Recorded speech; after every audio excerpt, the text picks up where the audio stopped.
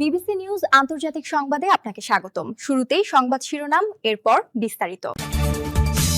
যুদ্ধে হুতিদের অংশগ্রহণ, নতুন হুমকির মুখে বিশ্ব। যুদ্ধ বন্ধে নতুন শর্ত দিল ইরান, যা বলল যুক্তরাষ্ট্র।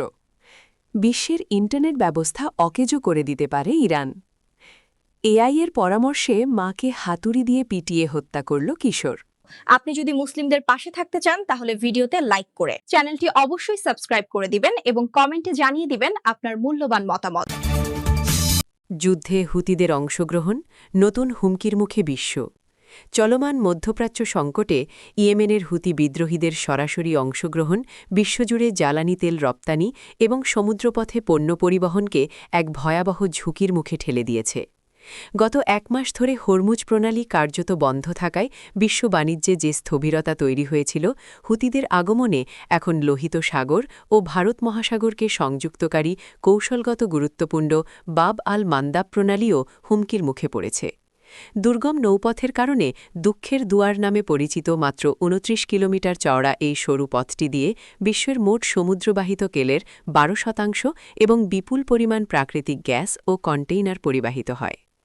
গাজায় ইসরায়েলি সামরিক অভিযানের প্রতিবাদে গত অক্টোবর থেকে লোহিত সাগরে বাণিজ্যিক জাহাজগুলোকে লক্ষ্যবস্তু করতে শুরু করে ইরান সমর্থিত এই গোষ্ঠীটি। গত নভেম্বর পর্যন্ত তাদের হামলায় অন্তত ১০০টি জাহাজ ক্ষতিগ্রস্ত হয়েছে, যার ফলে শত শত নৌযান বাধ্য হয়ে দীর্ঘ ও ব্যয়বহুল উত্তমাশা অন্তরীপ ঘুরে যাতায়াত করছে। গত সপ্তাহে সিএনএনকে দেওয়া এক বার্তায় হুতিদের তথ্য মন্ত্রণালয়ের আন্ডার সেক্রেটারি মোহাম্মদ মানসুর জানিয়েছেন, এই গুরুত্বপূর্ণ নৌপথটি পুরোপুরি বন্ধ করে দেওয়া এখন তাদের জন্য একটি কার্যকর বিকল্প। আপনি যদি মুসলিমদের পাশে থাকতে চান তাহলে ভিডিওতে লাইক করে চ্যানেলটি অবশ্যই সাবস্ক্রাইব করে দিবেন এবং কমেন্টে জানিয়ে দিবেন আপনার মূল্যবান মতামত।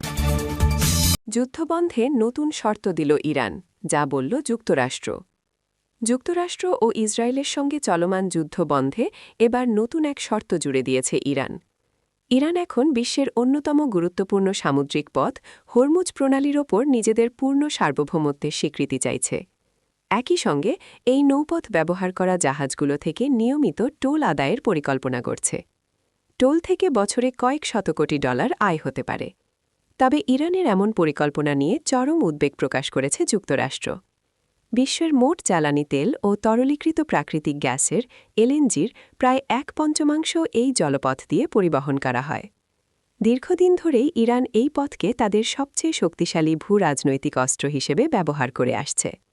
যুদ্ধের কারণে হরমুজ প্রণালী দিয়ে জাহাজ চলাচল বিঘ্নিত হওয়ায় বিশ্ব বাণিজ্যে ব্যাপক অস্থিরতা তৈরি হয়েছে। এমন পরিস্থিতিতে বিশ্ব অর্থনীতিকে নিয়ন্ত্রণের কৌশল হিসেবে প্রণালীটির পূর্ণ নিয়ন্ত্রণ চাইছে ইরান। ব্লুমবার্গ ইকোনমিক্সের মধ্যপ্রাচ্য বিষয়ক প্রধান দিনা এসফান্দিয়ারি বলেন, বিশ্ব অর্থনীতিকে জিম্মি করা যে কত সহজ ও সস্তা তা ইরান এবার ভালোভাবেই বুঝতে পেরেছে। আয়ের নতুন উৎস হিসেবে তারা এখন একে কাজে লাগাতে যাচ্ছে।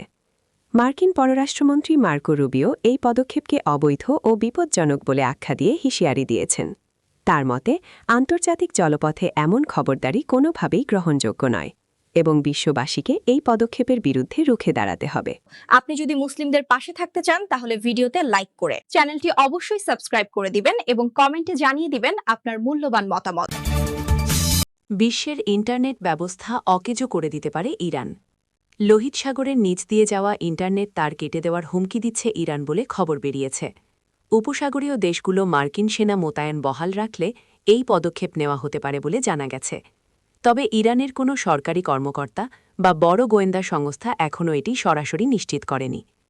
লেবানিজ অস্ট্রেলিয়ান উদ্যোক্তা মারিও নাউফাল এক্সে লিখেছেন, ইরান এখন হুমকি দিচ্ছে উপসাগরীয় দেশগুলো মার্কিন সেনা রাখলে সমুদ্রে তার কেটে দেবে।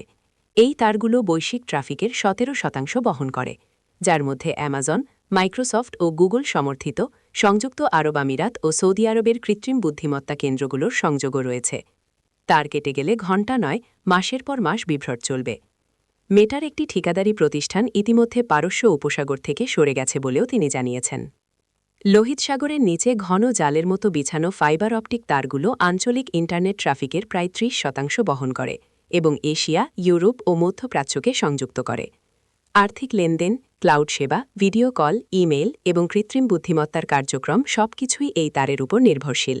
আপনি যদি মুসলিমদের পাশে থাকতে চান তাহলে ভিডিওতে লাইক করে চ্যানেলটি অবশ্যই সাবস্ক্রাইব করে দিবেন এবং কমেন্টে জানিয়ে দিবেন আপনার মূল্যবান মতামত।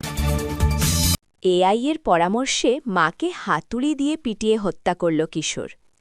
কৃত্রিম বুদ্ধিমত্তা বা এআই প্ল্যাটফর্মের সঙ্গে কথোপকথনের পর নিজের মাকে হাতুড়ি দিয়ে হত্যা করেছে এক কিশোর। ২০২৫ সালের ২৩ অক্টোবর যুক্তরাজ্যে এই মর্মান্তিক দুর্ঘটনা ঘটে। ১৮ বছর বয়সী ট্রিস্টান রবার্ট নামের ওই মা তার ৪৫ বছর বয়সী মা অ্যাঞ্জেলা শেলিসকে ৪ পাউন্ড ওজনের স্লেজহ্যামার দিয়ে হত্যা করেন। ব্রিটিশ সংবাদমাধ্যম দ্য টেলিগ্রাফের প্রতিবেদনে বলা হয়, উত্তর ওয়েলসের মোল্ড ক্রাউন কোর্টে জানানো হয় তিনি এই হত্যাকাণ্ড নিয়ে কয়েক সপ্তাহ ধরে গবেষণা করেছিলেন এবং এরপর একটি ডিক্টাফোনে ৪.৫ ঘণ্টার সেই আক্রমণের অডিও রেকর্ড করেছিলেন। রবার্ট অনলাইনে একাধিকবার নারীদের প্রতি ঘৃণা প্রকাশ করে পোস্ট করেছিলেন এবং নিজের সমস্যার জন্য তার মাকেই দায়ী করেন। আদালত আরও জানায় সে ডিপসিক নামে একটি এআই সার্চ ইঞ্জিনের কাছে হত্যার বিষয়ে পরামর্শ চেয়েছিল। এক পর্যায়ে সে জানতে চেয়েছিল দেওয়াল, মেঝে ও বিছানায় থাকা রক্ত ও দাগ কিভাবে সহজে পরিষ্কার করা যায়, শুধু সেটা বলো। যখন সে জিজ্ঞেস করে হত্যার জন্য হাতুড়ি নাকি ছুরি কোনটি ভালো অস্ত্র, তখন সার্চ ইঞ্জিন প্রথমে উত্তর দিতে অস্বীকৃতি জানায়। পরে ওই কিশোর দাবি করেন যে তিনি ধারাবাহিক খুনিদের নিয়ে বই লিখছেন। তখন তাকে উত্তর দেয় ডিপসিক।